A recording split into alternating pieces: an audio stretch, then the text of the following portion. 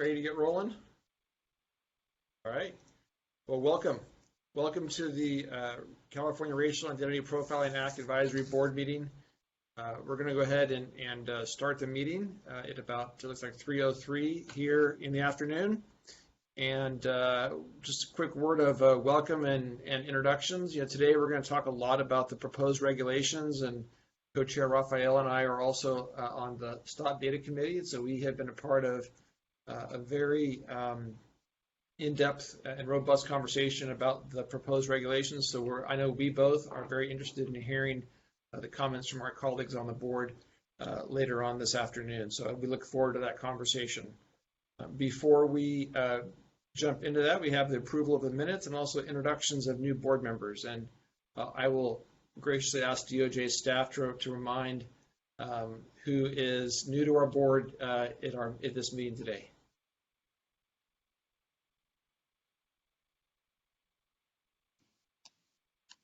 So new to the board, I believe for this meeting, I don't believe Amar Kampa-Najjar was here for the full board meeting last time. Manju Kulkarni, who is not on the line yet, but who we will be reaching out to, so perhaps when she joins. And Sheriff Ayub is also new to the board. And Dr. William Armeline.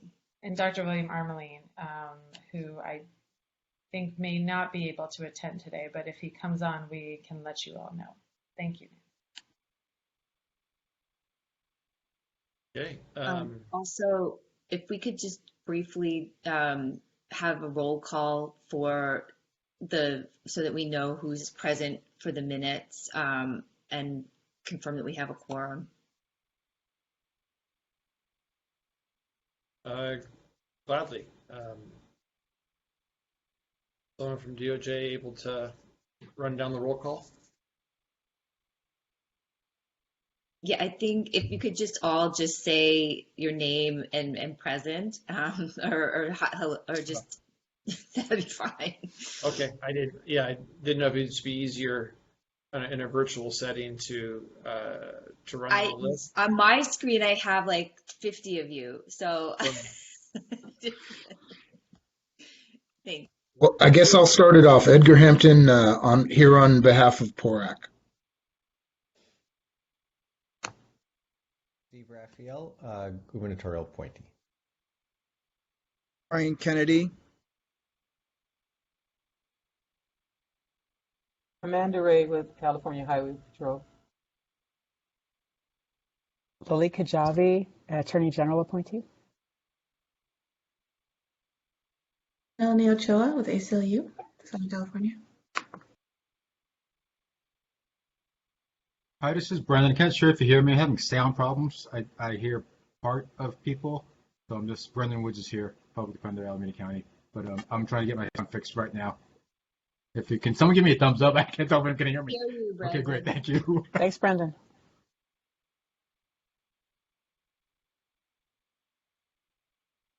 Hi, Bill Ayub, representing the California State Sheriff's Association. I'm the sheriff in Ventura County.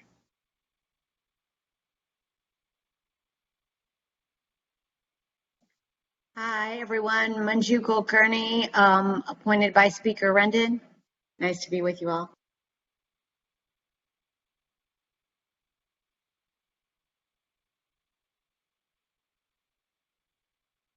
Hi, it's Amar Kampa-Najjar. I was appointed by Speaker Rendon as well, and it's good to be with you all. I believe this is my second full-body RIPA meeting.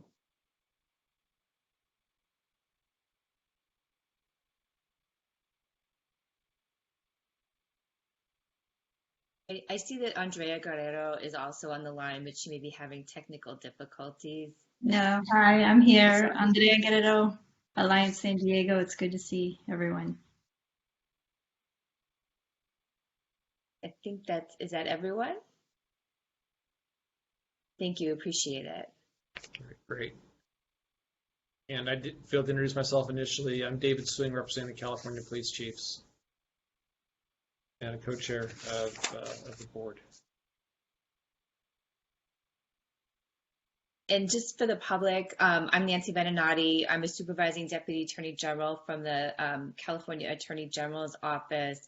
And we also have other team members at the meeting today. If you're not familiar with the RIPA board, we have Allison Elgart, Tanya Koshi, who will be leading our discussion on the regulations, Dominique Alvarez, Kendall Micklethwaite, Aisha Martin Walton, Anna Rick, and Anthony Jackson, as well as our partners from CGIS. Great. So now that we know who all is here, we'll move forward on to welcome and introductions. And I heard some new voices, saw some new faces. I think if we can start with our new board members. And I know I'm going to apologize for mispronouncing names, but Amar Kampanajjar, I know this is your second meeting. I don't know if you joined us earlier for the first one or have done an introduction yet. So I'll throw it to you. If you have, go ahead and pass the baton to the next one. Awesome. Thank you for getting my name right.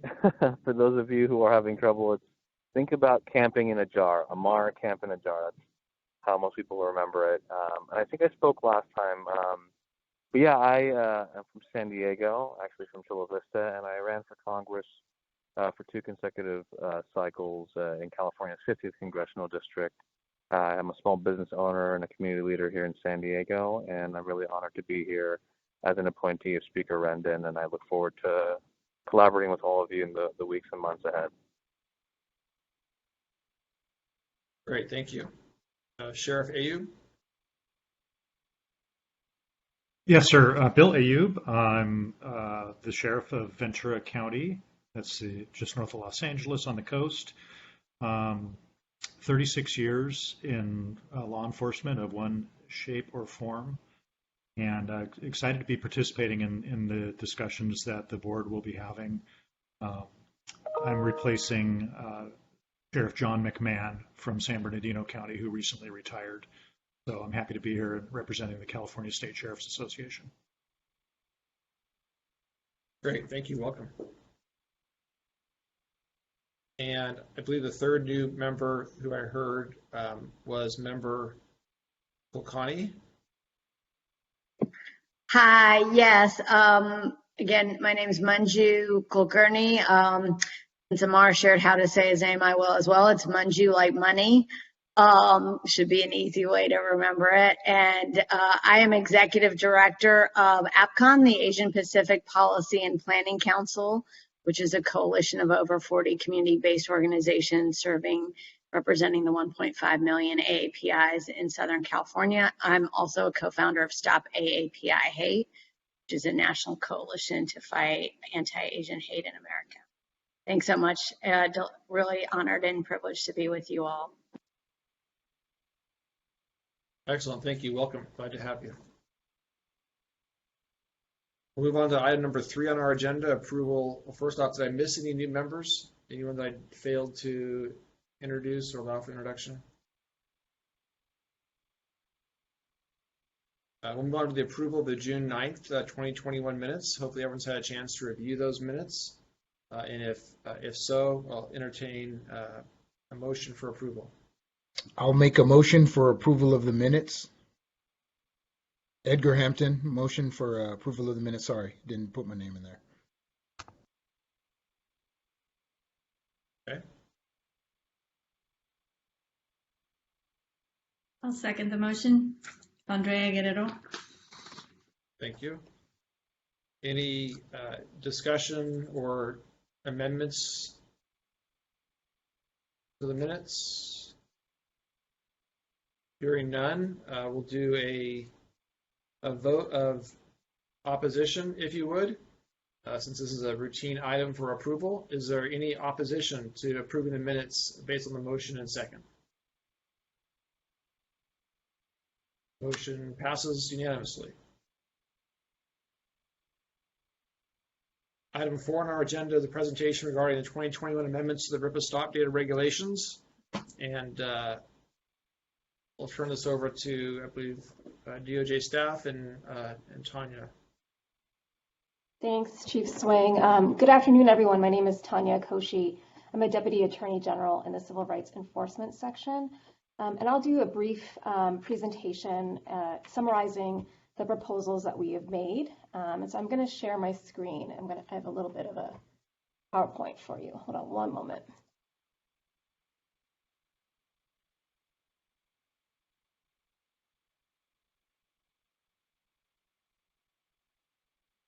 Can everyone see my screen?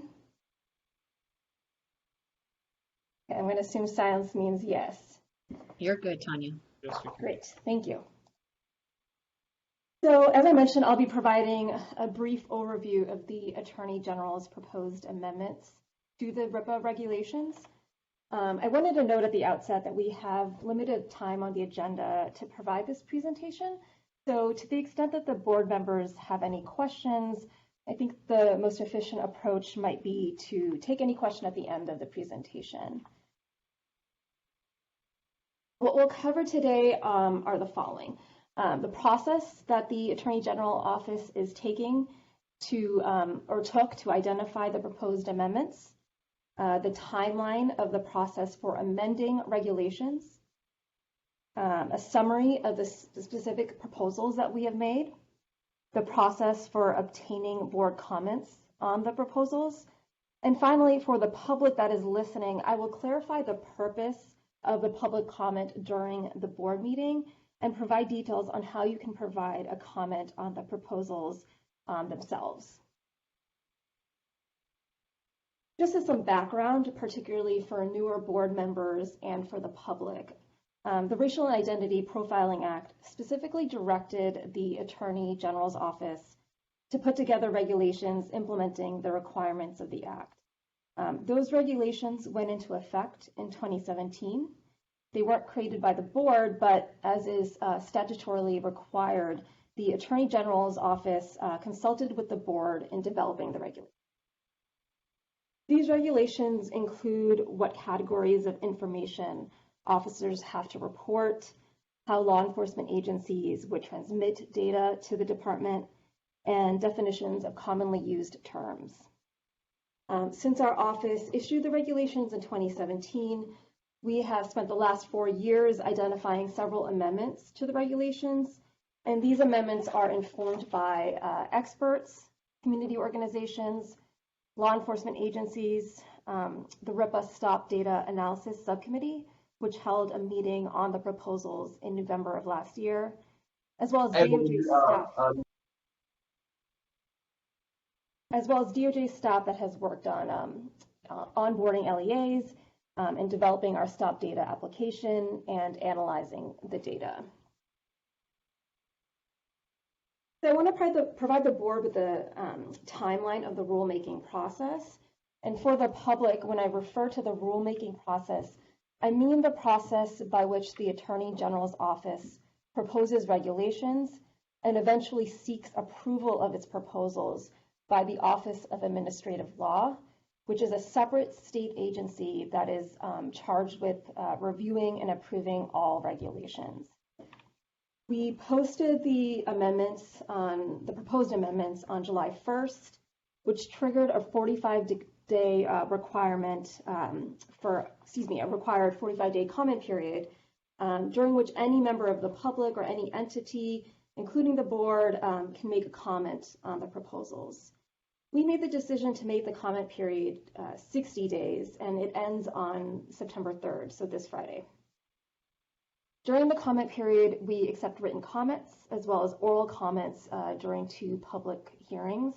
One public hearing took place on August 20th, and the other will take place tonight at 6 p.m.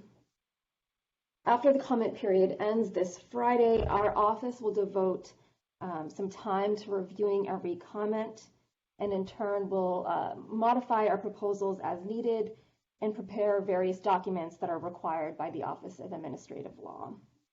If we make any substantive changes to the proposals, we're required to post them publicly and then provide a 15-day comment period for the public to provide additional comments on those changes.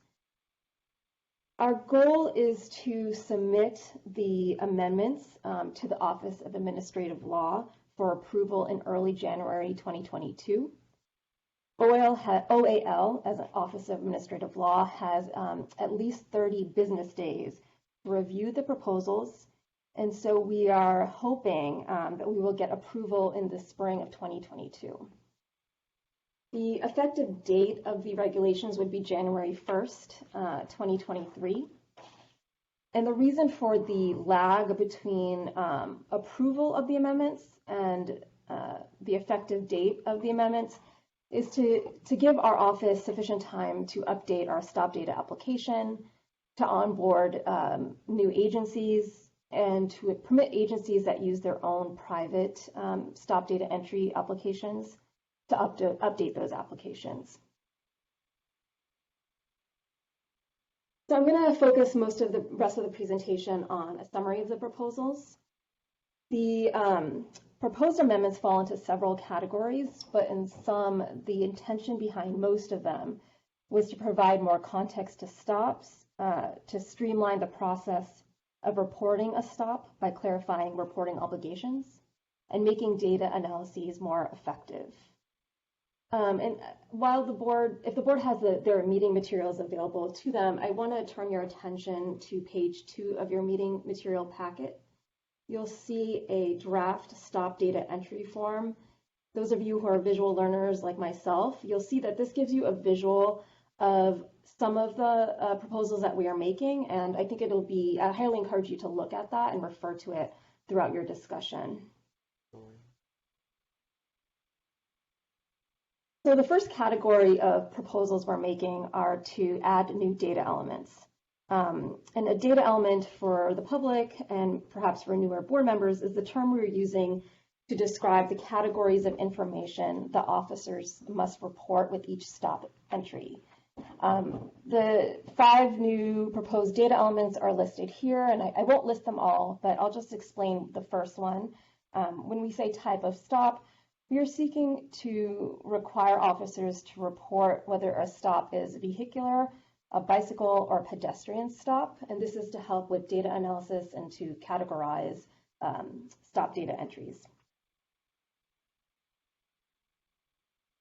We're also proposing to add data values under several existing data elements. As you may know, and for the public's sake, a data value is the term we're using to describe one of the options an officer can select under a data element. So for example, Asian, Native American, and Black African American, those are 3 data values under the data element perceived race or ethnicity a person stopped. So all of these bullets list data elements, and we are proposing adding or revising data values underneath each of these data elements.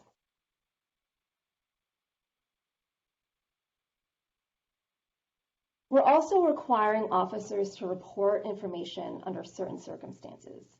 First, we're requiring officers to report whether a person who is stopped is a passenger in a vehicle, or whether the person who is stopped was inside of a residence when an officer was executing a warrant, conducting a search warrant, or conducting a compliance check for another person. And then the third one is we are asking officers to report when they're working with a non-primary agency during a stop. What this means is there are circumstances where 2 or more agencies could be working together, such as a task force, and one of those agencies is not subject to RIPA requirements, but that non-reporting agency is the one that primarily effectuated the stop. In those scenarios, the officer who works for an agency that is subject to RIPA would have to indicate in their stop data entry that they worked for the non-primary agency. So those proposals that I just summarized in these 3 slides are the ones that are reflected in the stop data entry form that is included with your board meeting packet, if you wanted just to quickly take a look at it while I change slides. There are several other proposals that we have, including providing new definitions and revising existing ones. And these are generally to clarify existing reporting obligations, and which we hope will streamline the process of entering stop data information. For example, we're proposing to revise the definition of custodial setting to make it clear to officers that they do not need to report when they are remanding a person into custody in a courtroom. We're also proposing to revise the duration of stop data element to make it clearer when a stop ends. And we're seeking to prohibit agencies from assigning an officer a new ID so that an ID stays with an officer throughout their entire career, and prohibiting agencies from reassigning an ID to another officer. The purpose of this is to help with consistency of data and, in turn, data analysis. Our third proposal is to require officers to report any interaction with a person who is the subject of an arrest or search warrant or search condition if that interaction takes place anywhere other than the person's residence. Existing regulations do not require officers to report interactions with that person if they took place inside of the person's residence. Finally, we have two proposals related to uniform searches and seizures. Existing regulations list several types of uniform searches and seizures that an officer may conduct, such as traffic control due to a traffic accident, or crowd control directing pedestrians to go to a certain place for public safety purposes. Under these types of uniform searches and seizures, where an officer is operating under a blanket policy or a neutral formula that applies to a mass number of people, the officer would only need to make a stop data entry if they detained a person based on individualized suspicion of an individual, or if they took any action towards that person. And those actions that are listed in the regulations, as well as the stop data entry form visual. We are proposing adding transit sweeps to this list of uniform searches and seizures.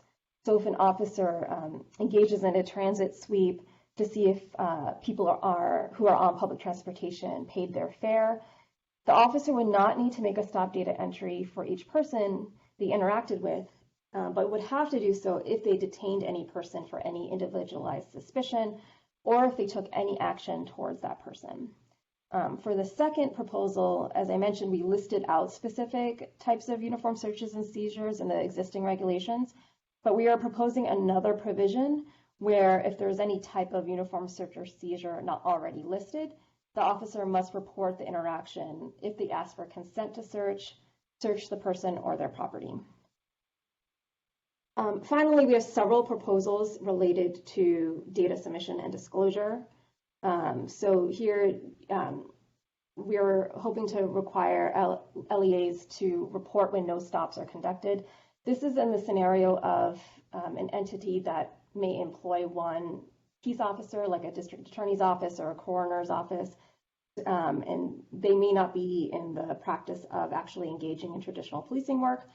So we would still require them to report that no stops were conducted. We're also seeking to require LEAs to attest that when they're submitting information to the DOJ, that they're not also including any information that is exempt from disclosure, which includes, personal identifying information of the person, like their social security number. We're also seeking to expand the types of circumstances under which the DOJ can disclose stop data confidentially. So this is to expand it to include any purpose of advancing public policy as well as scientific study. And consistent with that, we're also seeking to explicitly permit law enforcement agencies to do the same so that they can also confidentially disclose stop data for purposes of advancing public policy, for scientific study, as well as for their own internal purposes as well. And finally, we're seeking to require LEAs to keep a record of their stop data. So as we did in 2017 during the initial round of rulemaking, we're holding this board meeting to get the board's comments on the proposals. The board has roughly an hour to discuss the proposals that I just summarized. And then the board will vote on specific feedback that it would like to give the DOJ on the proposals. That feedback, the feedback that receives a majority of the board members' votes, so the board has to vote or move to make a comment to the DOJ. So whichever feedback receives a majority of the votes will constitute the board's comments on the proposals. And those comments could include ways that the DOJ could improve existing proposals that the board thinks we should remove, as well as any proposal that the DOJ should consider adding. Co-chair Raphael has kindly offered to then submit the board's cumulative comments orally at the public hearing, which will take place at 6 p.m. tonight. And if any other member of the board would like to do that instead of co-chair Raphael, you're more than welcome to. And then Chair Raphael or whoever else decides to do that, we'll start that hearing first with your comment so that you don't need to attend the entire public hearing. And as I noted earlier, our office will consider the board's comments as well as any other comment we receive from the public during the comment period, and we'll revise the proposals as if needed. Finally, for the public, any comments made during the public comment period of this board meeting would not constitute a comment on the proposed amendments. We would be treating those comments as comments just on the board's actions today. If you want to make a comment on your behalf or on the behalf of your organization, specifically on the regs, you can do it one of two ways or both ways. You can either provide an oral comment tonight at the public hearing, which starts at 6 p.m., or you can provide a written comment and submit it to me at my email address, which is tanya.koshi@doj.ca.gov, and you can do that anytime before September 3rd, so as late as midnight on September 3rd. So if you want more information on how to submit a public comment or how to attend our public hearing, I ask that you just go to this link listed below, and that'll give you more information on how to submit a comment. So that's just the brief summary of the proposals that we have made. And so now I just wanted to open it up to the board members to discuss the regs and the proposals, and any feedback that you would like to give. And like I mentioned earlier, in order to provide comments, it would need to be voted on. So if there's like a specific comment that somebody is interested in making, the board would have to move to make that comment, and the board would have to vote on it. Tanya, may I ask a clarifying question?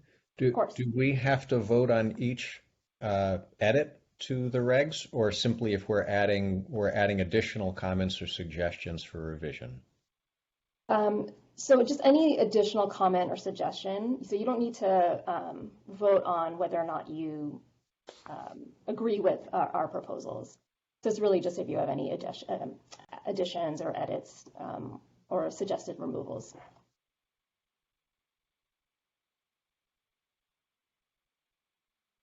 In the comment section, someone has a question that I was going to ask. It looks these the officer ID requirements, would that ID stay with that individual officer throughout their careers? What I mean, if you transfer from one agency to another, does that same identification number move with that particular officer? That is a good question. Let me just confirm that. I'll just look quickly at the. It's not. Oh, go ahead, Nancy. It currently does not, because each agency creates their own officer ID number. So that is not something that we've been able to do across other agencies. I also want to kind of just supplement something that you asked, Member Raphael, and if there's something in particular that the board thinks is really positive in the regulations, you can always vote to say we really like X, Y, and Z, and urge the Attorney General to keep that in, because there may be other individuals that think that something should be left out. So to the extent that there are things that you do feel very strongly about are important to keep in, we can vote on those as well. Yeah, thank you for clarifying that. We can have an affirming comments about what's in the proposed regulations as well. A question about my process or procedure. Do we need to vote for each edit individually, or can we take all the edits in the aggregate at the end of our discussion and vote? Nancy, correct me if I'm wrong, but they could probably do it in the aggregate, or do you want to make it? No, I agree. You could do it in the aggregate. If there's no, I think it would depend. If there's no, if there's no debate or disagreement and things are fairly acceptable to everyone, then I think that would work well. I think it would get sticky if there's things that people are not in favor of, right? So maybe like a consent calendar, if there are things that are exactly. And we'll call out, separate out others as needed. Sure. Well, if we're in the open or in the discussion period, I have one technical suggestion that perhaps might improve just the accuracy of data collection and also maybe make the process a little faster. And that concerns the actions taken by officer during the stop. I wonder, and I don't know if this is the right time to raise this, if it would be possible to maybe split that into actions taken by officer during the stop or uses of force during the stop as a separate, because a lot of these are recognizable use of force categories, and if they were maybe separated in a separate field where they could just be none used or more used, or that perhaps it might improve in the data collection effort. That's the one amendment that I might suggest.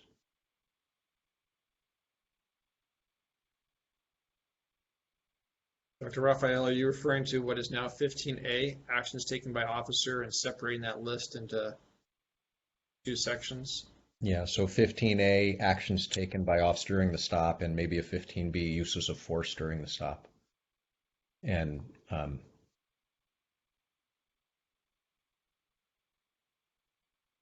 yeah. Okay.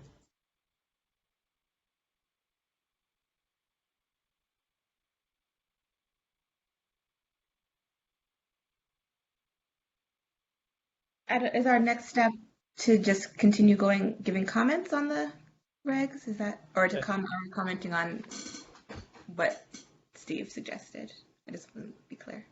I think it would be beneficial for the board just to maybe do some sort of a round robin and folks to weigh in with their recommended changes, and if others have those same changes on their list or have feelings about those changes, maybe weigh in at that point in time as well. And so since Dr. Raphael got us started,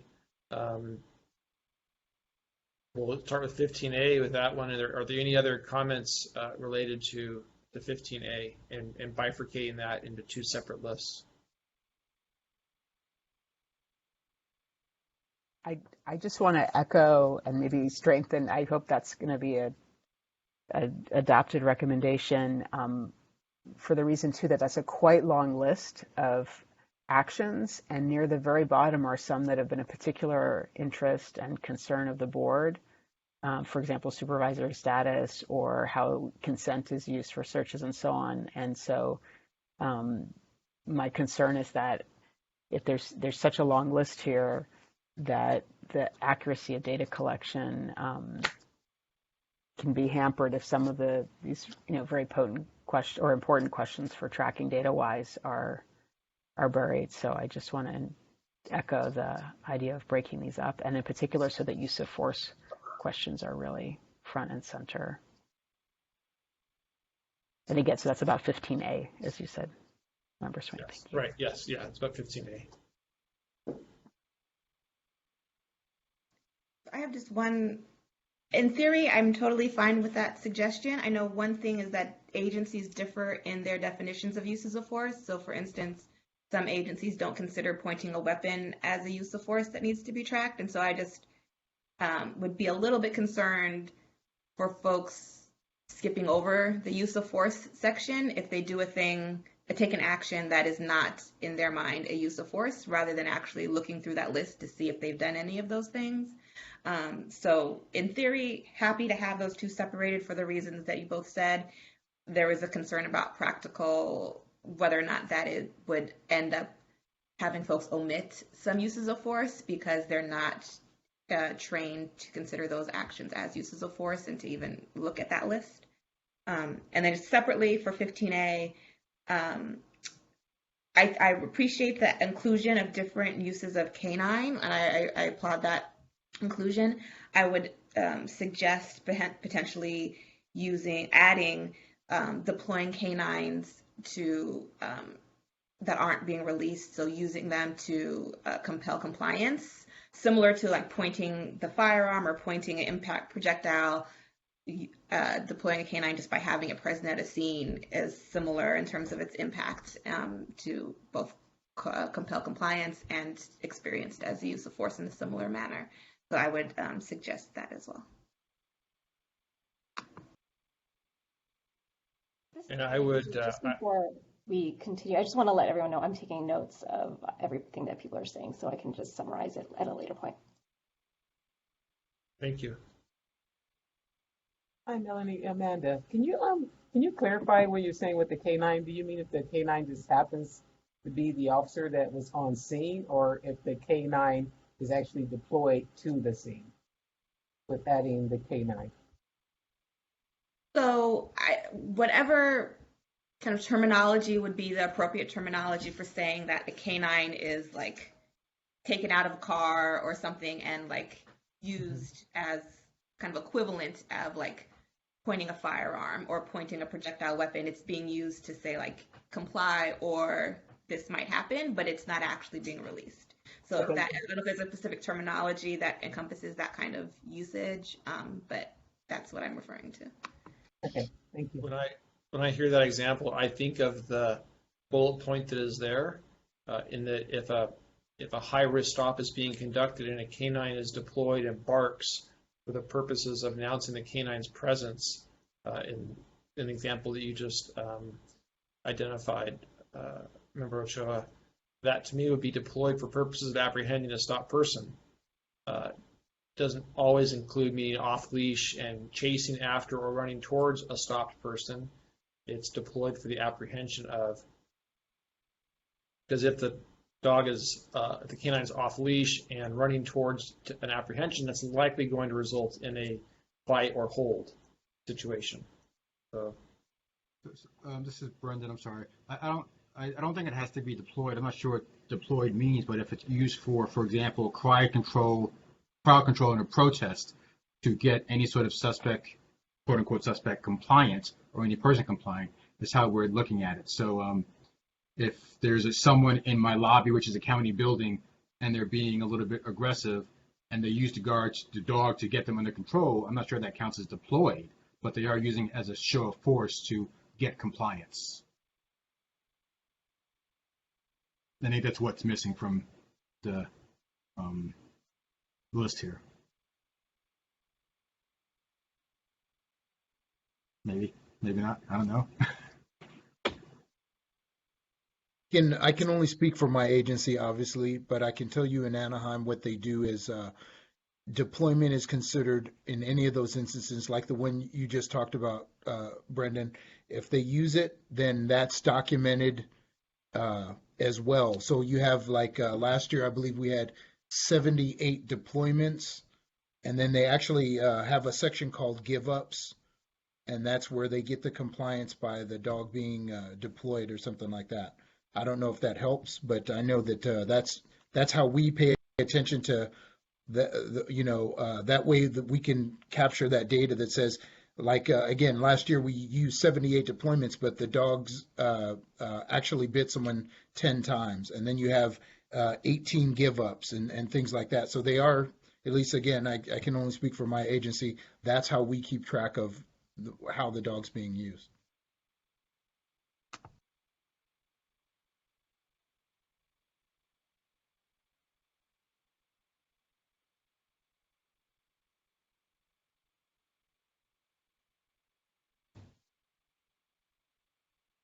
So perhaps Member Ochoa and Woods, would an amendment be to define deployed in a way that encompasses the dog being brought to bear, even if it's not unleashed, as a show of force? Or is the amendment to separate those out from when a dog is actually unleashed, or maybe add a police officer deployed for purpose of apprehending stop person unleashed canine, or police officer deployed a leashed canine?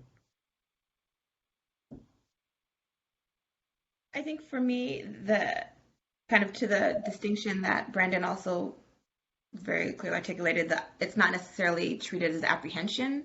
It's really to compel compliance. It could be compliance for a number of things, not necessarily constitute apprehend. So I'm happy to either add something to that list or separate it out. But that's to just capture that that's another kind of category of force that I think should be captured here. And just, I would probably lean towards separating it out because it's more consistent with like pointing a firearm or pointing an impact projectile. You want to kind of demonstrate that an object is being used as a show of force rather than application of force. But if others feel strongly about just folding it in, that's also possible.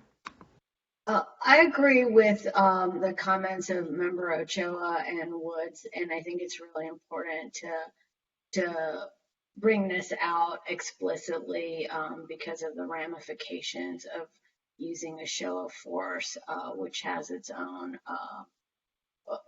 can be significant aside from requiring compliance or mandating compliance. I think there's some confusion around the definition or the intention of deployed for purposes of apprehending a stop person and what that means. Because as a law enforcement professional, when I read that, I think of the examples that are being given today and the requests that are being made. So it may be something maybe as simple as changing the wording of that to get to the point that I think that we're all trying to understand. Without adding an additional bullet point or checkbox. So maybe we can ask DOJ staff to look for ways to take the intent of what we're trying to accomplish collectively and to find ways to wordsmith in such a way that that's clear to the reader and to the officer when applicable. Would a way just maybe to get what we're going at, peace officers canine not deployed but used to compel compliance? Well, it's not necessarily being used to compel compliance because I think the word compel is where I have a hang up with that. Gain? That's implying that the person's not compliant from the get-go, and sometimes it's a matter of policy where canine is deployed on a high-risk stop, not because of a lack of compliance, but to be ready if needed. And yeah, it's considered a lesser force option. That's why we use it for our high-risk vehicle stops for the same reason, is to say that, hey, they're not, the only options aren't lethal options on a high-risk vehicle stop.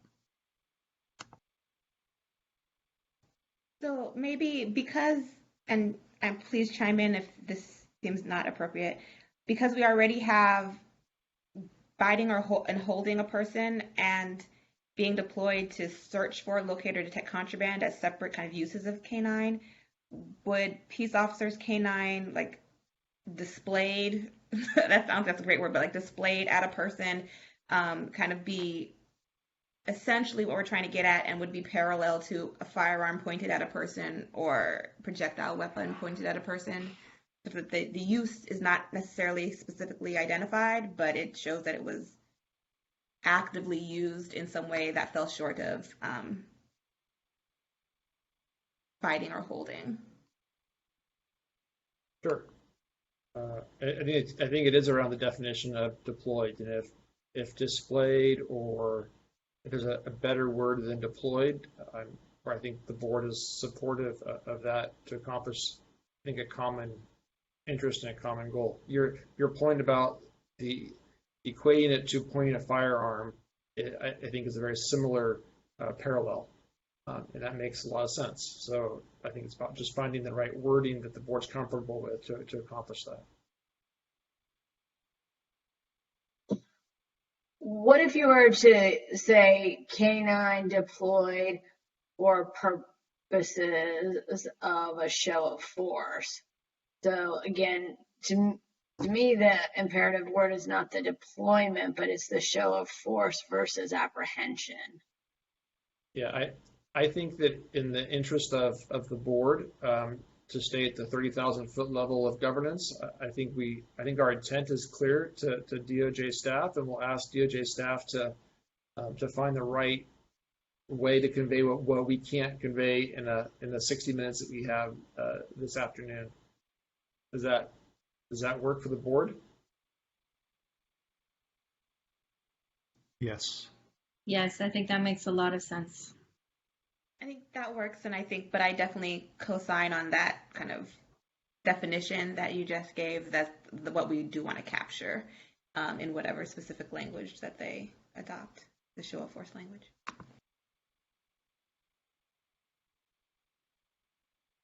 I think I want to pivot. There's an echo there. I want to pivot to the prior strategy and maybe start from the top, so we can all just work through this together as a board, and then work down from there. So let's go back up to the top, and we'll just run through this list and stop along the way for conversation. Anything on the first page, 1 through 7?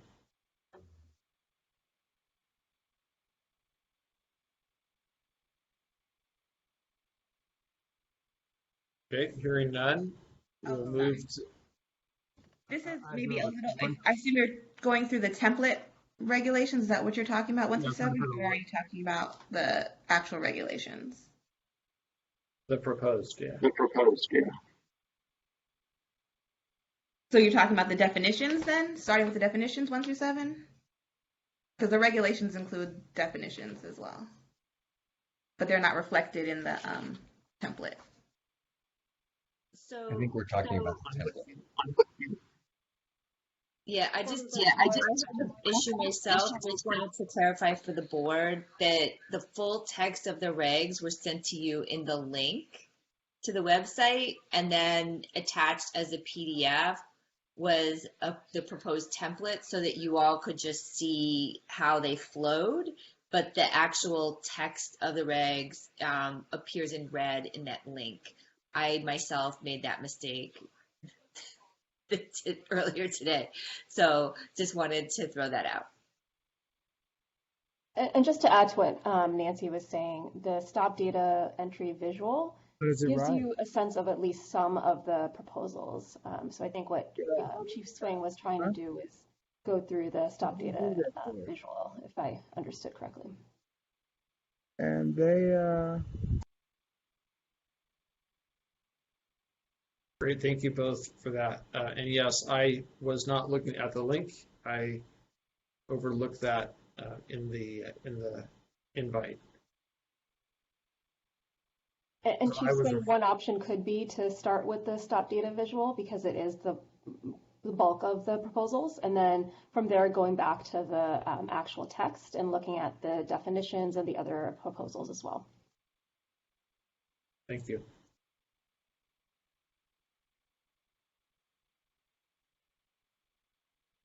So in looking at the template, any questions on the first page, which speaks to type of stop, perceived gender, perceived sexual orientation?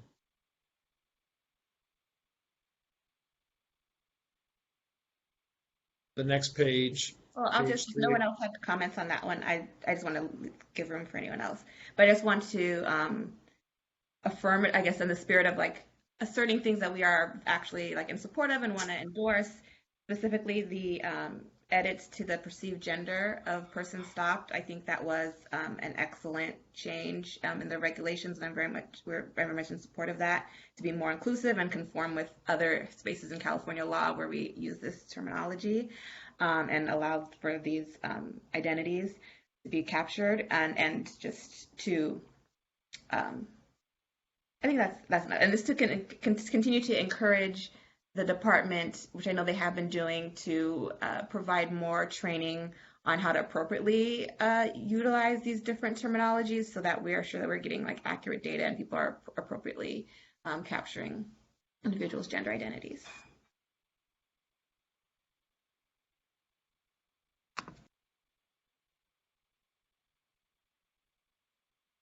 I'd like to also thank DOJ for updating and improving the way the data is collected, and on maybe a drier note, even number 2 that says type of stop, separating out explicitly vehicular and, for example, pedestrian stops.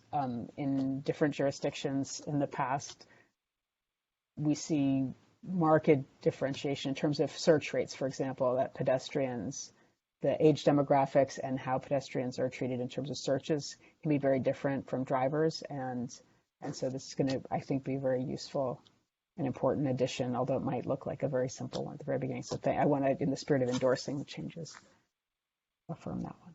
Thank you.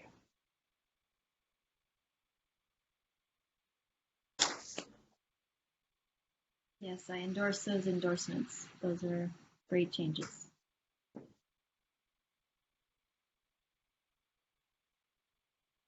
On the next page, we have an addition to person stopped to be unhoused, perceived to be unhoused, yes or no. If the stop was in the course of performing a welfare check or community caretaking function, and then some additions under what's now 14A for reason for stop. Any additions or questions there? No, but Chief Swift, can I go back for a second? And maybe this comes up if we go through the bigger document. Like, there were some questions that I had with regards to the examples. We broke it down in vehicle stop, bicycle stop, pedestrian stop. And I was just curious from the board members, law enforcement particularly, it gets really complicated now because we have so many vehicles that, like a motorized bicycle or a scooter, and I'm hoping the examples that are given are clear. I'm not sure if they'd be clear to law enforcement as they're going through the forms. Does that make sense? I think the definition of a motor vehicle is defined from the penal or the vehicle code. So I think at least I'm speaking as somebody who would work the streets. That's what I would use. Anything that's defined as a motor vehicle according to the vehicle code, that's what I would call a motor vehicle. This is Tanya Koshi. We also define vehicle in the existing definitions, and it would be page 4 of the larger text. And to your point, Board Member Hampton, it does reference the vehicle code. I think maybe, I don't know if this is accurate, but like what Brendan might be getting at is like, I see bicycles with motors, like driving down the street. So I think maybe it's is it clear to officers that they already know where that falls, or is that something that should be more clearly laid out in the examples so that it's consistent across agencies and how they're defining things like that?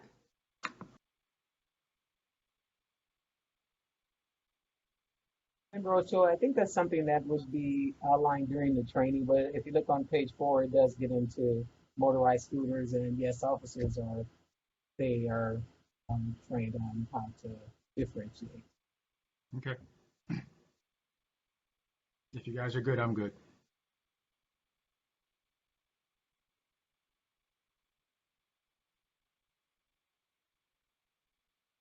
Okay. Moving on then to page 3 of the template, which is numbers 8 through 14. Again, where it talks about perceived to be unhoused, a welfare check, community caretaking function, and additions to reason for stop.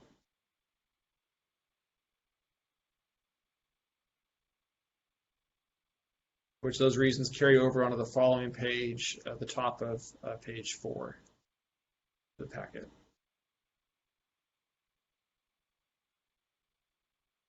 So I can just start it off again, say, again, I appreciate the inclusion of unhoused status as a category that's now being tracked. We see huge disparities in how laws are enforced against the unhoused population. So I appreciate that we're now going to be able to track that statewide.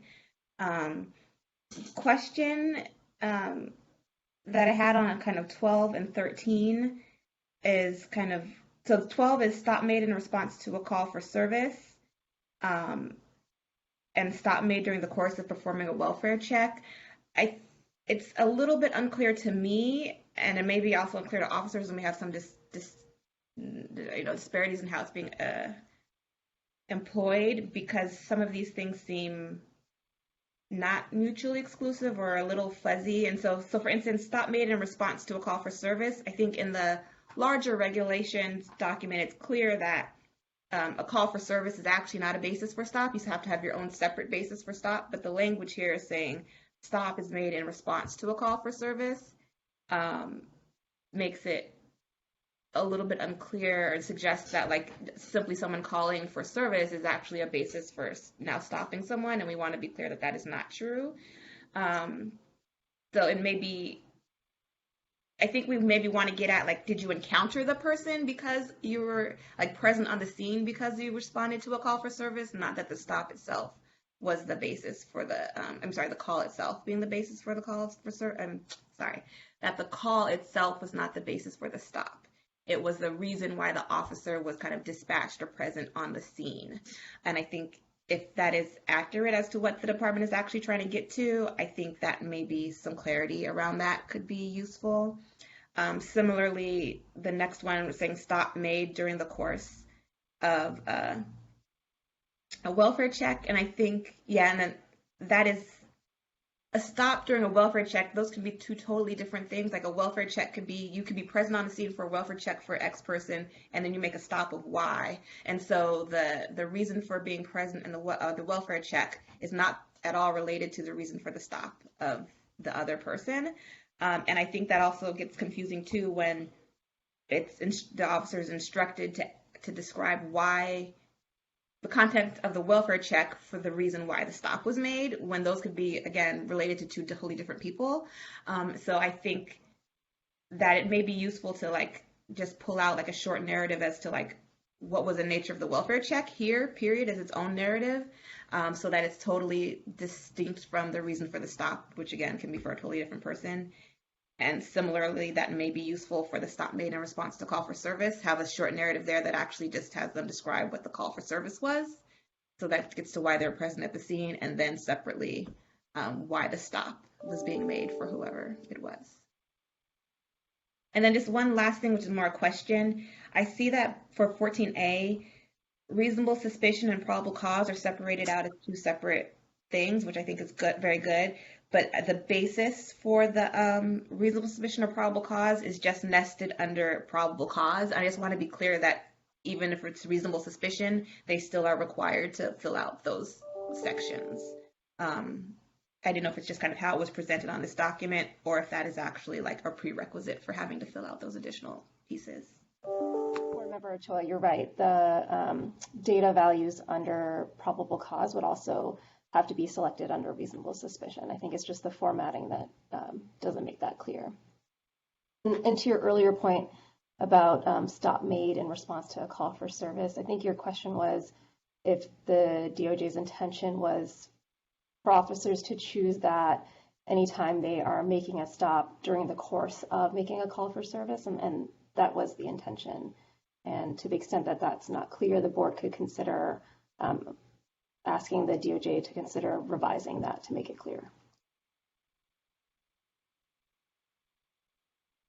The verbiage underneath 13, where if yes is selected, the officer must describe the welfare check or community caretaking function in their brief explanation. Does that satisfy what you're looking to accomplish? No, because it says brief explanation under reason for stop.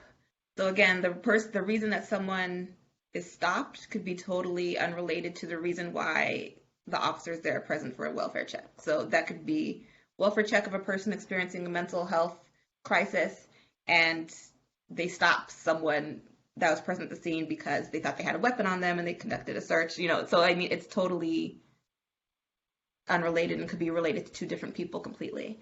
So I think if there's an interest in knowing why what the nature of the welfare check is, then I think that should be separately asked for and responded to as its own narrative, not conflated with the reason for the stop.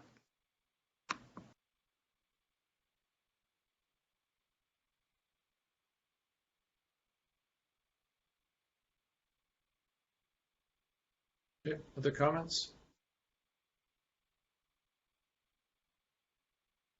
Next page is 14B and C.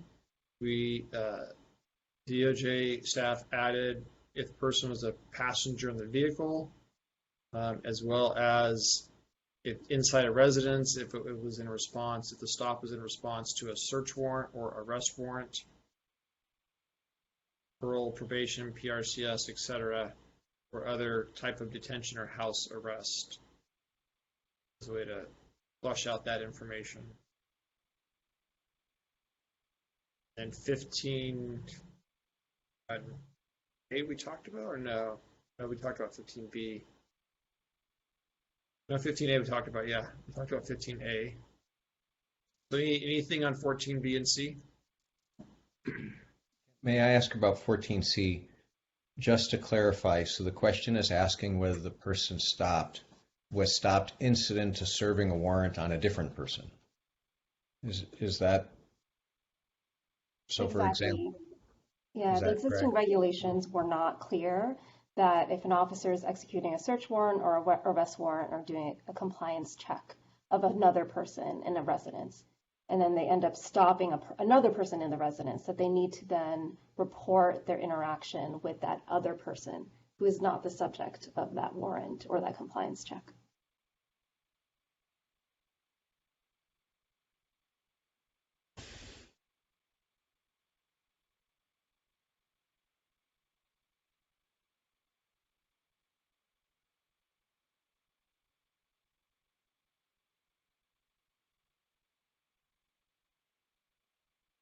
Sorry to keep adding things. For 15A, just to add to that, again, appreciating that they're including more force options to be more inclusive, and also the action of asking whether someone is on some form of supervised release as an action to specifically taking the stop. I think those are all important data points, and I appreciate DOJ's inclusion of that. Something that I would like to add in 15A relates to actions that preceded, especially if we bifurcate out 15A and 15B into use of force. So whichever one has the use of force, but let's say it's 15B, I'd like to add a text box for that articulates the subject's actions prior to the officer's force. Meaning, was there a flight? Was there a foot pursuit? Was there a vehicle pursuit? The person take a swing at or attempt to assault the officer or deputy? And just to have like maybe 6 or 7 different check boxes that the officer can fill out to identify the subject's actions prior to a use of force. That'll help us as a profession in understanding situations where force is used.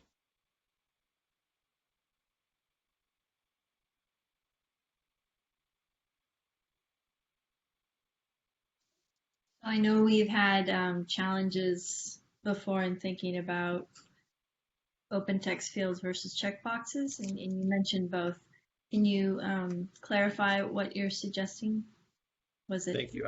I probably mixed the two together. I would recommend checkboxes. I think that's an easier and a more consistent methodology as opposed to open fields that can have different text data, as you know. So I think a checkbox with 5 to 7 options would help in consistency of data collection and also provide us the information that's helpful for law enforcement.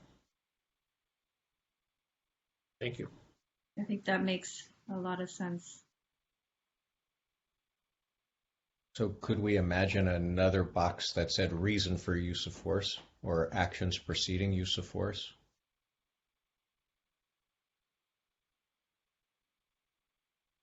Yeah, I think so. Any thoughts from others in the law enforcement profession, just for perspective on that? Am I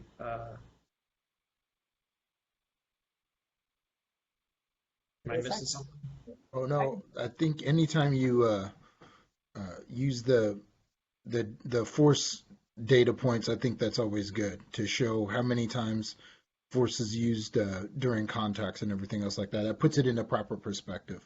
How many contacts versus uses of force.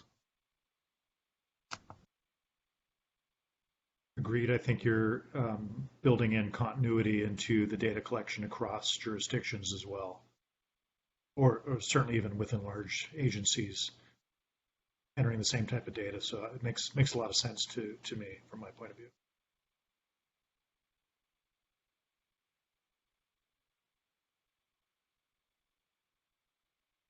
Hey, anything else on 15A?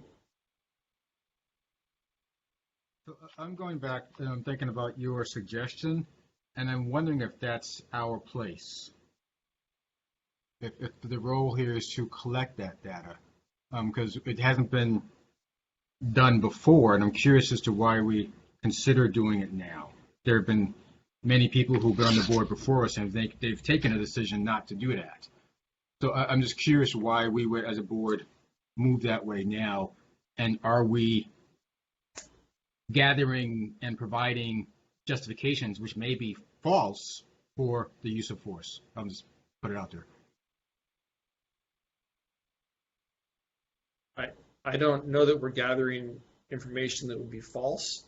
I think the reason why we're gathering it now and why those who came before us did not is indicative in the amount of red text on this document that show changes in many other areas. I think this is just one of the areas that through experience and time and through the collection and analysis of data, we now have a deeper understanding about what the data means and how we can make it better and more applicable to the work we're trying to accomplish.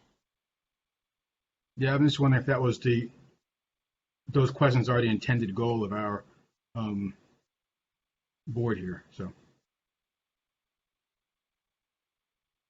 think one thing to maybe to Brendan's point, I don't want to put anything in his mouth in terms of go ahead, you're good at it. Rationales. But I think a lot of the justifications that officers give for the uses of force are deeply driven by racial and identity disparities, right?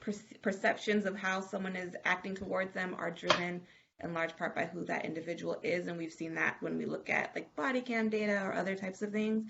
And so there may be some conflation, I guess you could say, of reasons, justifications given, and actually the identity characteristics of the individual being stopped.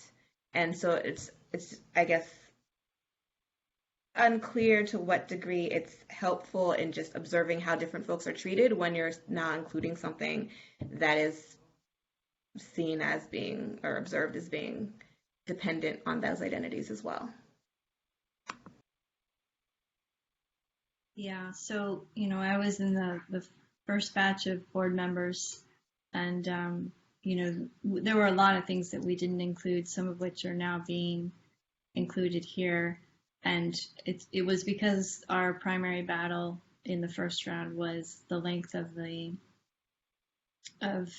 questions that were going to be answered by law enforcement, right? And it was a bit of a sky is falling argument that we were battling against. So now that we know that the sky is not falling and we can add to the questionnaire, I welcome that we are adding to the questionnaire. In terms of this question about context for use of force or perceived context, I share the concerns that how things are being perceived are not actually how they're happening. But I also I want to understand what those perceptions are so that we can drill down and get at the use of force issues, right? And so if, for example, we saw an abundance of use of force in the context of a vehicular pursuit, and that would then give us an opportunity to drill down on those policies. So I don't think that this data is what we use to identify culpability in a particular incident. I do think it is helpful to understand patterns and where we're seeing them, and then understand why the perceptions are so, and whether the use of force policies in that particular context need to be addressed at the state level or at the agency level.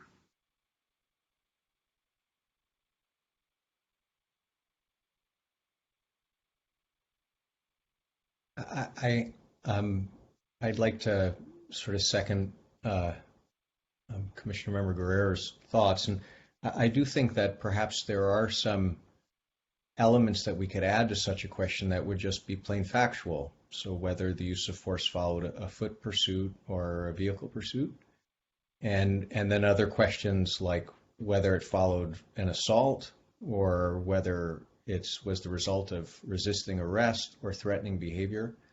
And there would be information revealed in those responses. Some I think are more objectively, either it happened or it didn't, and some might be perception. But I think having that information would be useful, and especially we're collecting new information on, we're proposing to collect new information on officer demographics, and it would be interesting to know if the interaction between officers of the same race or different races, if use of force have different sort of qualitative characteristics as perceived and written up in the stop. So I think that more information is better, but of course, the question has to be careful. This is Tanya Koshi. I just wanted to let you know it's 4:15. We have about 15 more minutes before public comment. And then after public comment, the board has some time to then vote on proposals. So I just wanted to give you a sense of the time left on the agenda. Thank you for that. Fortunately, I think we're nearing the end of a lot of the meatier topics, if you would, on this draft, although we haven't had a chance to run through the actual text. Anything else on this topic of the additional checklist related to officer actions? One other point to the officer actions, and using it as a checkbox field as opposed to a narrative field, if we were to include that. We've seen when we have similar data collections, like in New York, that officers defer to kind of stock rationale without any actual substantive justification for taking certain actions. The furtive movement is a great one as an example. And so anything that basically becomes just an easy way to justify an action taken, I think, particularly when we're talking about something as serious as the use of force, I think we want to stay away from that. To the extent this could be folded in somewhere, whether or not it's like justification for use of force or just detailing part of the stop, like if there was a vehicular pursuit or some other kind of action that actually occurred that preceded it, those things could be folded in somewhere and incorporated. But I think suggesting that like attitudinal things are justification for uses of force, or that they're giving kind of stock responses for justifying uses of force, I think would not be a good idea or consistent with the spirit of why this data is being collected in the first place. I have a question, ma'am. What do you mean by justifying the use of force? I thought we were just recording the actual data, as opposed to. I mean, I don't. Where would the justification be in the RIPA form, in the form as I'm typing out the information? Where would the justification for use of force be? I thought that was how David presented it, as explaining why the force, what precipitated the force, and why the force was used. If that's not what he was saying, then I apologize for misunderstanding, but I thought that was the premise of the whole thing.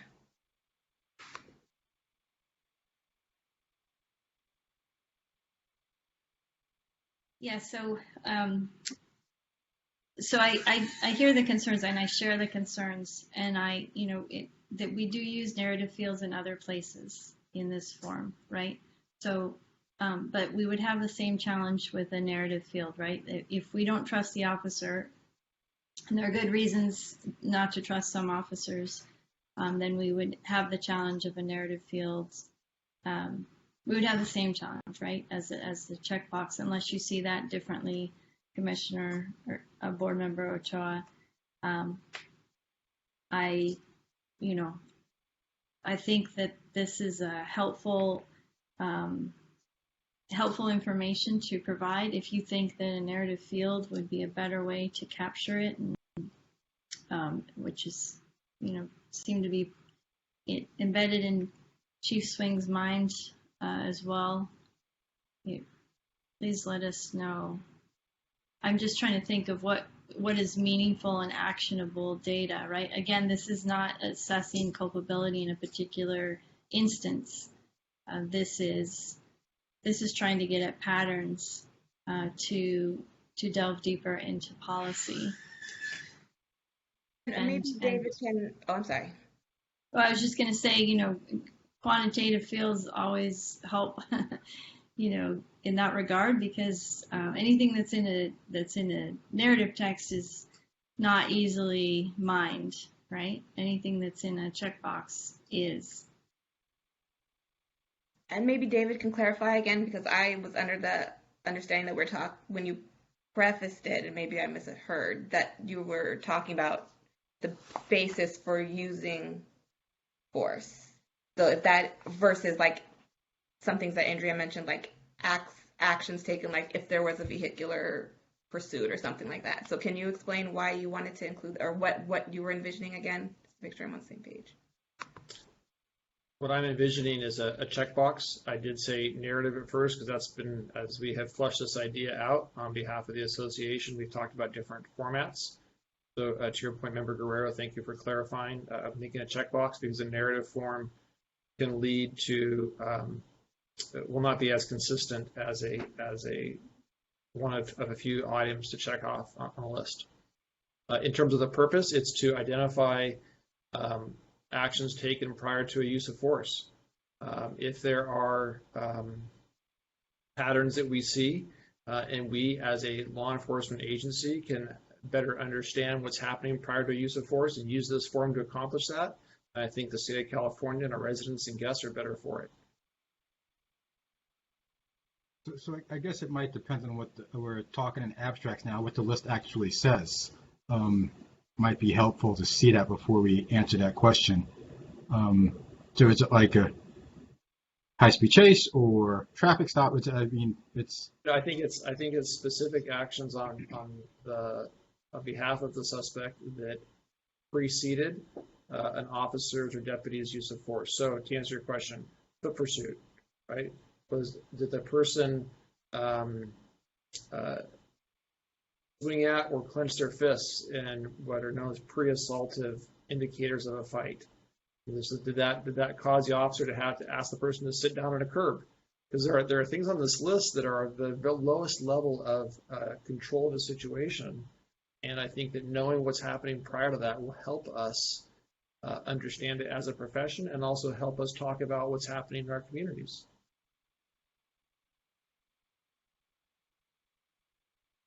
Okay. I think the more. So if there's no action in place prior to, how do we document that? I cut you off. I'm sorry, sir. What did you say? I said if there's no action that precedes it, how do we document that? Then maybe none is a box to check. Okay. I'm guessing that won't get checked too often, so I might want to include that. I mean, one of the hazards is something Member Ochoa already raised, that, for example, in New York, with their stop and frisk data collection efforts, there was a box that said furtive movements. So the police moved from a narrative form to one where there are checkboxes. And the moment there are checkboxes, it creates the impression that the action being taken is appropriate because there it is there's a box to check. And in particular, furtive movements as a basis for stops, because so many people were stopped in a given year, it became apparent that it was just, I don't know, being used in a very loose way and not really for law enforcement purposes. And so I think, we want to avoid a trend of boxes that invite actions or invite justification when that might not be there. And I have a very narrow question related to that. It's back to 15A. There's a category now for frisks or pat downs, I'll call them, and I had noticed it was labeled as a Terry v. Ohio frisk or pat search, and I wanted to know, maybe from DOJ folks, if that implies, there needs to be a legal basis for a pat down, but labeling it with Terry on it, does that imply a priori that it was a justified frisk or pat down? Is it more appropriate to have that the action was a frisk or pat search without the label Terry? Or alternatively, was this to remind officers, oh, this isn't appropriate unless it rises to the level of a Terry search? But I'm worried that door is a little too wide open. So I'm wondering if it's appropriate to not have the case labeled there. But I'm curious to hear from other board members or DOJ about the rationale for that labeling. I recall we went round and round on how best to identify that type of search or that type of a pat down, because it can mean different things to different people. And we thought that Terry v. Ohio was a way to provide some clarity. It sounds like it provided the opposite in some cases.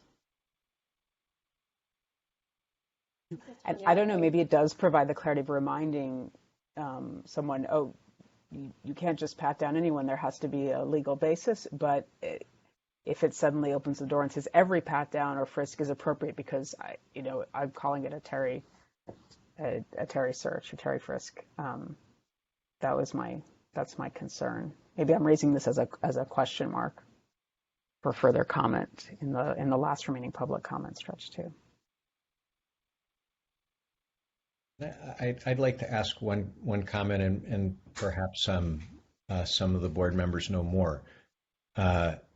But my understanding of the New York case was that a lot of the data collection involving, stop, question, and frisk, and that they were justified by, excessive use of furtive movements on the form, and then the fact that so many of the stops the hit rates were really low in terms of discovering contraband and firearms, that it was that data that actually led to the scrutiny that led to a court order that ultimately reduced the volume of stop, question, and frisk to just a fraction of what it was during the 2000s.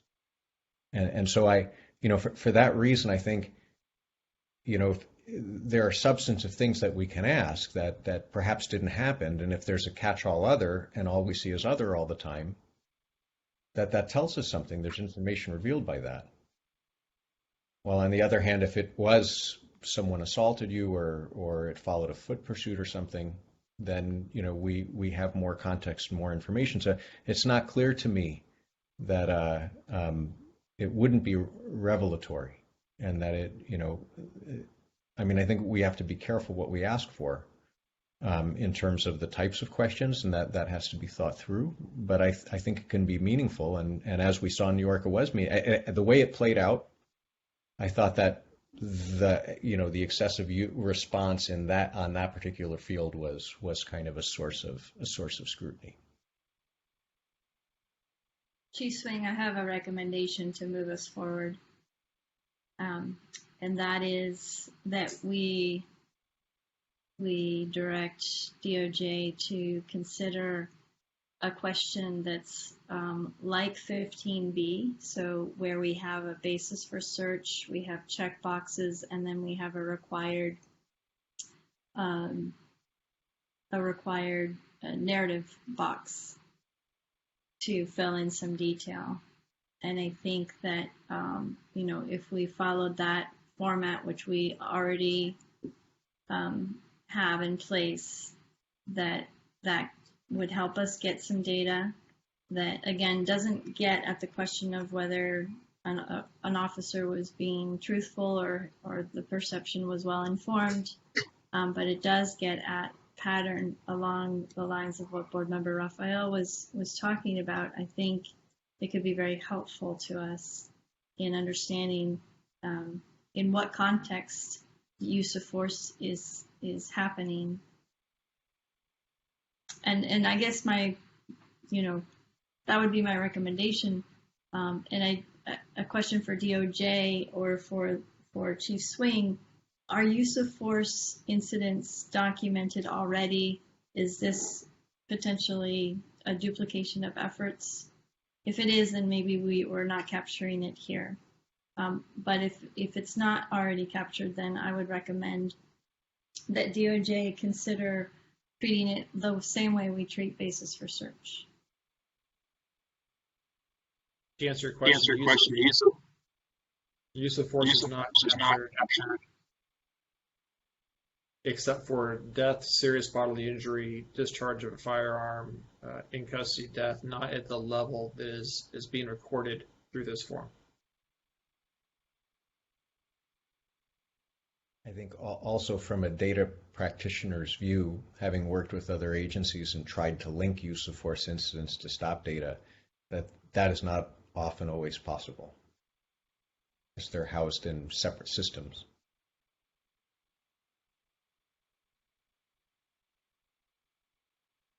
Member Guerrero, I agree with your idea about second section, basis for search, basis for force. However, that's wordsmithed by DOJ staff with appropriate checklist or narrative fields underneath.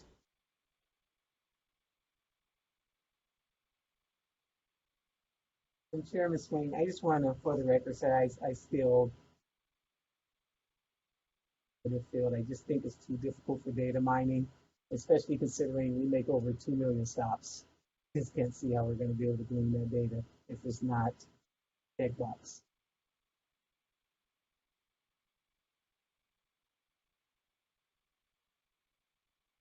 Commissioner Ray, you're saying it's difficult for the CHP to add another field? More for the narrative. I'm just saying I don't think capturing it in a narrative format would be the best way just for data mining. I just think it's too difficult to go through. I mean, we have over 2 million that we do for RIPA and then 3 million because we still capture all of our data the same. So that's a lot for non-enforcement stops. It's a lot of data to go through narrative fields to try to find out what we're trying to get to.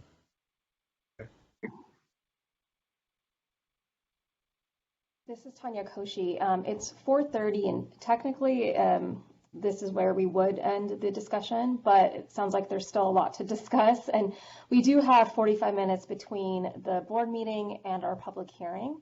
So there is a little bit of wiggle room if you want to extend this discussion. I think the only thing I would ask is perhaps I think we in CRAS probably need maybe 5 to 10 minutes between the meetings just to prepare for the public hearing. But just wanted to put that out there for the board if they want to extend the discussion of the proposed regs. I was hoping we could get through the template and then decide if you wanted to look at the text as well. We're nearing the end of the template. Member Kajabi, you had a question about the Terry v. Ohio. Was that question resolved, or is there still more conversation? I'll be honest, I'm not sure I have a recommendation. I'm curious what others here have maybe more direct experience of the law or of law enforcement.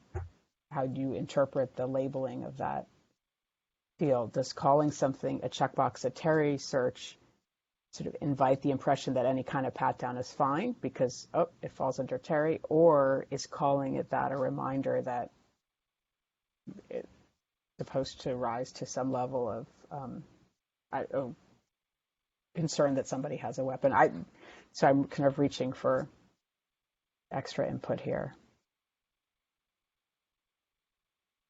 I think it adds clarity because prior to that, a search of a person was conducted, and I think some of the concerns that were raised in our committee meeting where someone could pat down someone for weapons without conducting a bona fide full-fledged search, and then say a search was not conducted. But I think the intent of this was a way to capture when pat down for weapons were occurring and there was not an intrusion, to use a court term, into someone's pockets or person to search for other contraband. Okay, so I'm hearing, first of all, the distinction between a frisk/pat down and search of person. And then I'm wondering about the label Terry or Terry v. Ohio here.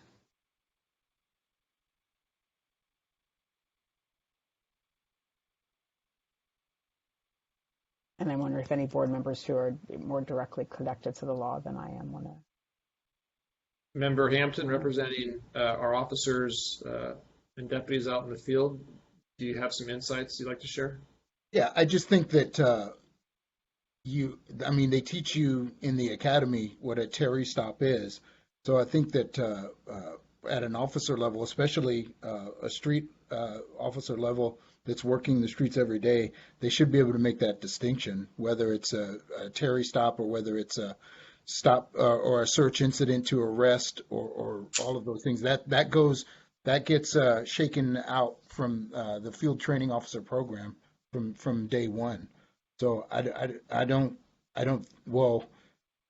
foresee any misunderstanding as to what a Terry stop is versus what's not. That's part of the training program, is to understand what a Terry stop is, what a pat down search is versus a more thorough search or even a search for contraband versus weapons. All those things get taught at the academy level and at the field training officer level. So I'm wondering if that means calling the category just frisk/pat down is supposed to cue that training. Oh, this is also such a narrow point. I'm happy to move on to the bigger points. I'm wondering if anyone, I don't know, member of Shoah, seeing the label Terry there aren't other cases and so on labeled to other fields. Is there reason to want or not want that labeling there? For that one, the internal, is it only being an internal trigger to the officer? I don't know that I felt strongly one way or the other. I did actually feel more concerned about the example given for that the example ended up, if I find the right one, example B, I think, ended up being seemingly an illegal search, actually, because it started out as a pat down and then just went into a search without actually identifying any reason for a further search. So I think maybe there needs to be more clarity in the examples given, but I don't have a strong feeling one way or the other on the specific label. I do hear what you're saying, Lily, but I would be, if I had to vote, I would be in support of removing the label, but I don't feel super strongly about it if others feel strongly the other way. So maybe we're inviting DOJ in this final pass for regulations to look closely again, and I think it's on page 14. So now I'm reaching over to the text, which we've been looking at the form, in particular the examples for and labeling of 23, the Terry v. Ohio frisk pat search. Okay, thanks. We should move on. Great, thank you. On the form, additionally, on that page, it talks about, breaks down consent, verbal, written, implied, about how someone is potentially identified or run in the system. There's minor wordsmithing on 16, legally in person instead of minor.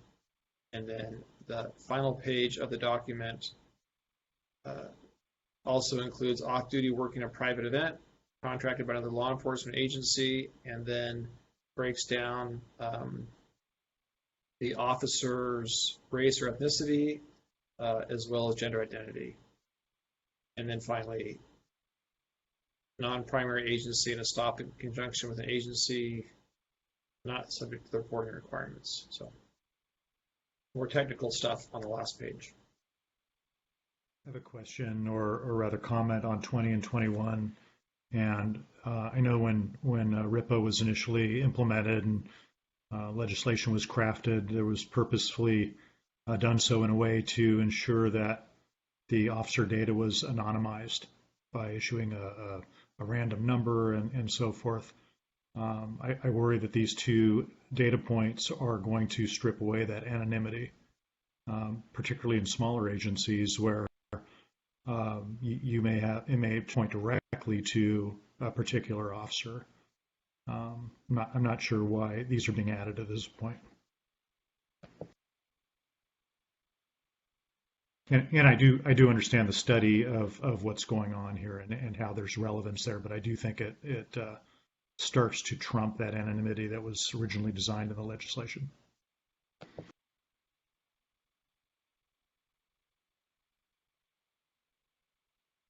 I think that point's well taken. In agencies, it'd be easy in many cases to identify the officer's data or information just based on those two questions.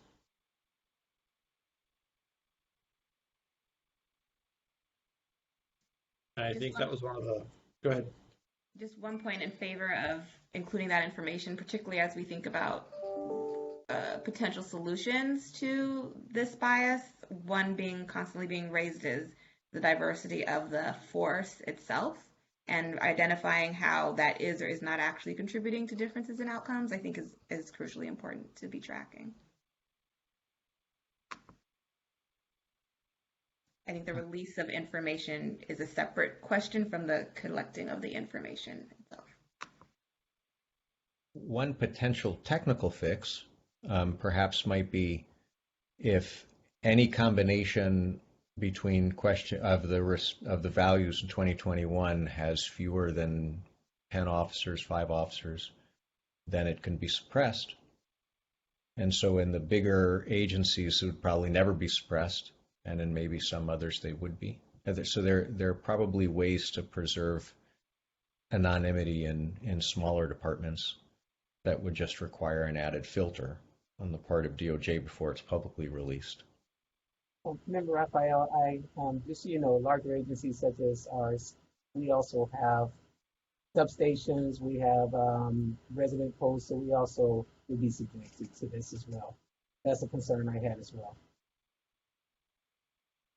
It sounds like, oh, go ahead. So in agencies of over 100 people would have this, or of approximately 100 officers would have the same challenge. It's not just 5 or 10 member of officers, it's what others might consider medium-sized agencies as well. I'm really hearing a concern about how data is released, and so it doesn't identify individuals personally, as opposed to a concern about collecting this information so it can be analyzed at large. So I think it's actually critical that this remains part of the new data collection effort, but of course with an eye to how data is released. And that applies to stops too. There can be places that are small enough where even identifying too much about a stop and location is too fine a data point to share. And so this will apply now to officer data as well, but that doesn't mean we wouldn't collect it to begin with, from my perspective.